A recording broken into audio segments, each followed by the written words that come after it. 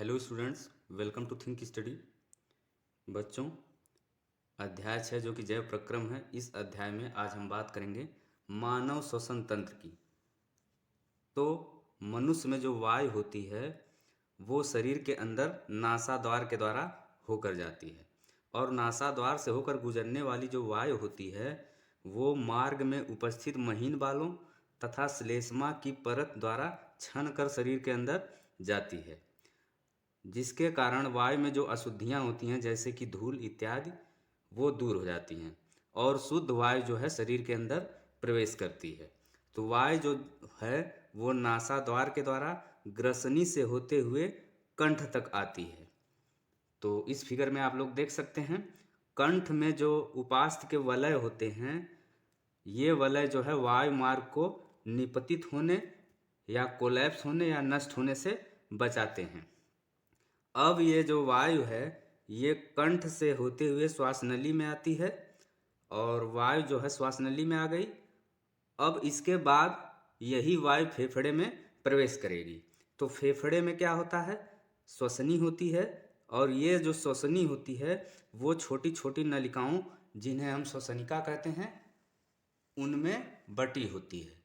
अब ये जो श्वसनिकाएं हैं ये पुनः विभाजित होती हैं, अब ये जो श्वसनिकाएं हैं ये अंत में गुब्बारे जैसी रचनाओं में परिवर्तित हो जाती हैं। इन रचनाओं को हम कूपिका या कूपिका कोश भी कहते हैं। अब कूपिका कोश की भित्ति में जो है वो रुधिर वाहिकाएं पाई जाती हैं। कूपिका कोश की भित्ति में रुधिर वाहिकाएं पाई जाती हैं। अब वायु जो है फेफड़े में आ गई, तो फेफड़े में किसके द्वारा आई, श्वसनी के द्वारा। श्वसनी से वायु श्वसनिका में आई, श्वसनिका के बाद यही वायु जो है कूपिका कोश में प्रवेश करेगी, और कूपिका यानी कि कूपिका कोश गैसीय विनिमय के लिए सतह प्रदान करती है। गैसीय विनिमय यानी कि गैसों का आदान प्रदान।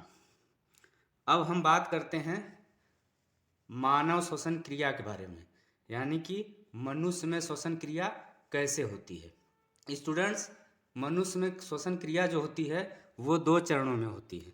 कौन कौन सा? पहला है अंतः श्वसन और दूसरा है उच्छ्वसन। तो सबसे पहले हम समझेंगे अंतः श्वसन। तो अंतः श्वसन में होता क्या है कि सांस या श्वास द्वारा वायुमंडल से जो गैसें होती हैं वो शरीर के अंदर आती हैं। दूसरा क्या है, अंतः श्वसन में जो है पसलियाँ ऊपर उठती हैं और डायाफ्राम क्या होता है, चपटा हो जाता है, जिस वजह से वक्षीय गुहा बढ़ जाती है या फैल जाती है।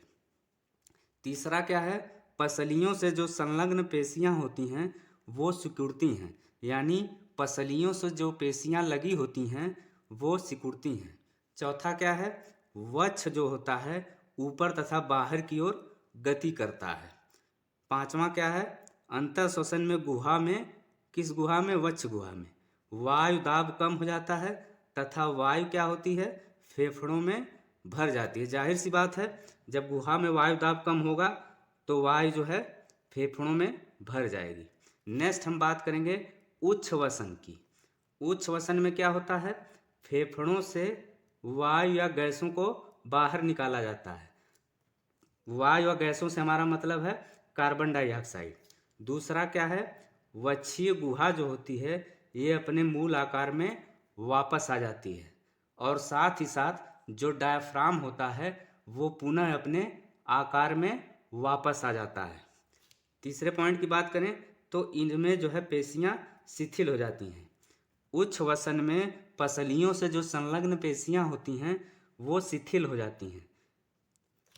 चौथा क्या है, वक्ष अपने स्थान पर वापस आ जाता है। पांचवा क्या है, गुहा में वायु दाब बढ़ जाता है तथा वायु यानी कि कार्बन डाइऑक्साइड फेफड़ों से बाहर निकल जाती है। स्टूडेंट्स, अब हम बात करेंगे कूपिका, रक्त एवं कोशिकाओं के बीच गैसों के आदान प्रदान के बारे में।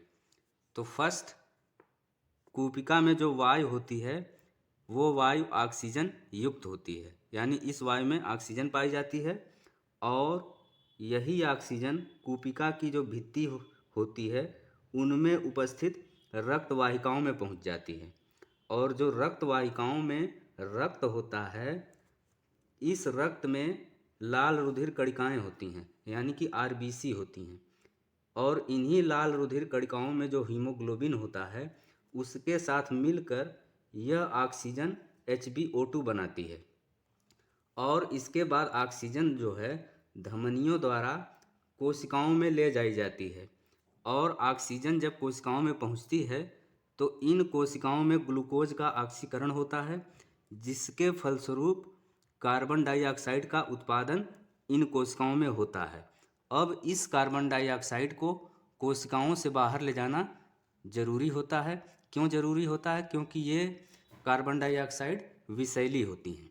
सेकंड हम बात करेंगे कि जब कार्बन डाइऑक्साइड कोशिका में बन गई तो अब कोशिका में उपस्थित यह कार्बन डाइऑक्साइड विसरण के द्वारा रक्त वाहिका में पहुंच जाती है। अब रक्त वाहिका में जो रक्त होता है उसमें इस कार्बन डाइऑक्साइड का विसरण होता है। इसके बाद रक्त वाहिका द्वारा इस कार्बन डाइऑक्साइड का कूपिका में विसरण होता है। तो कूपिका यानी कि कूपिका कोश में यह कार्बन डाइऑक्साइड पहुंच जाती है और कूपिका कोश में मौजूद जो गैसें होती हैं इनमें इस कार्बन डाइऑक्साइड का विसरण होता है। लास्ट में कार्बन डाइऑक्साइड का मोचन हो जाता है, यानी कि नासाद्वार द्वारा कार्बन डाइऑक्साइड को शरीर से बाहर निकाल दिया जाता है। तो स्टूडेंट्स, यह था आज का वीडियो। Thanks for watching.